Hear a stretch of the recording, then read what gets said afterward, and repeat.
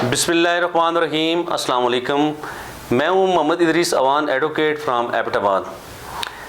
जिस तरह पहले पुरतशद्दुद वाक़यात हमारे मुल्क में होते रहे हैं, आज एक और वाक़या चारसददा में रुनुमा हुआ है, जिसमें एक मासूम बच्ची 2.5 साल जिसकी उम्र है, उसको जिनसी ज़्यादती के बाद उसको मर्डर कर दिया गया।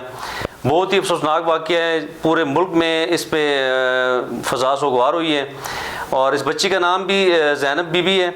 ये बच्ची मासूम, इसने किसी का क्या बिगाड़ा है कि इसको इस बेदर्दी के साथ इसके साथ जिनसी तशद्दुद जिनसी ज़्यादती के बाद इसको मर्डर कर दिया गया और वहाँ पे एक वीरान खेत से वहाँ पे इसकी लाश मिली है। तो अभी तक इसका कल्प्रिट जो है, इसके साथ ज़्यादती करने वाला मुलज़िम अभी तक गिरफ़्तार नहीं हुआ। इसमें मेरी गुजारिश है कि इस पे फौरी जो हमारी चारसद्दा की पुलिस, जो लोकल पुलिस है, वो इसको फौरी इसकी गिरफ़्तारी यकीनी बनाए, चूँकि इस तरह के वाक़यात बहुत ज़्यादा हो रहे हैं हमारे मुल्क में और वालिदैन बहुत ज़्यादा फ़िक्रमंद है इस वक्त कि जी हमारे बच्चों का क्या होगा।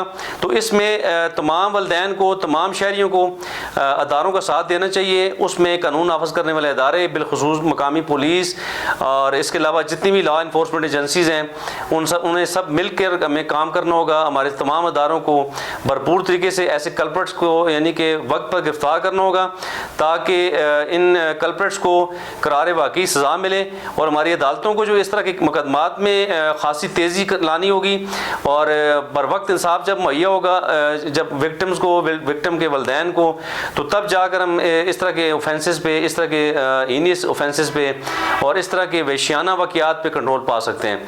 तो बहुत ही ज़्यादा अफसोस हो रहा है, चूँकि वो इतनी नन्ही मासूम बच्ची, उस मासूम बच्ची ने किसी का क्या बिगाड़ा है और जिस बेदर्दी से उसको मर्डर किया गया है वो बहुत ही ज़्यादा यानी कि भयानक है, जिस तरह न्यूज़ में मैंने सुना है, हमने देखा है। तो बहरहाल बहुत ही अफसोसनाक वाक़या है, जिसकी जितनी भी मजम्मत की जाए कम है। लेकिन ये बहुत ही ज़्यादा फिक्रमंदी की बात इस वजह से है कि अब तमाम वालिदैन को इस तरह के पुरतशद्दुद वाक़यात पर और इस तरह के वाक़यात पर तमाम लोगों को एक पेज पे आना होगा। जब तक हम तमाम इस पे मैदान अमल में नहीं आते, तो मैं समझता हूँ उस वक्त तक इन कल्प्रिट्स को जो है जी हम जो है ना इनके गिर्द जो है ना घेरा हम तंग नहीं कर सकते। तो इनके गिर्द अगर हमने घेरा तंग करना है तो हमें सब लोगों को, हम तमाम शहरियों को मिलकर काम करना होगा।